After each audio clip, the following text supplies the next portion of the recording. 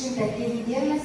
Екі ата-ененің қолындағы, екі енемнің үйреткені бойынша, анамның көргені бойынша қазір табақ жасаймын.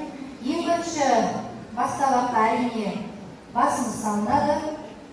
Одан кейін кәрі жілік салынады, қасиетті жіліктердің бірі.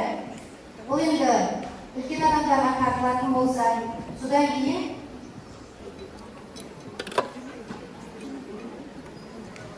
жамбас салынады. Одан кейін егер де бұл бастапқы құдаларға тартатын болса, кәрі жілікті салмайды. Енемнің үйреткені бойынша, одан кейін сүбе қабығы салынады.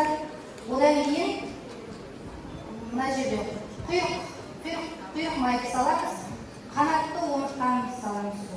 Қанатты омыртқа деп те, бел омыртқа деп те айтады. Басымызды төрт жағына кесеміз, бұл енді төрт құбалағымыз тең болсын деген мағынада.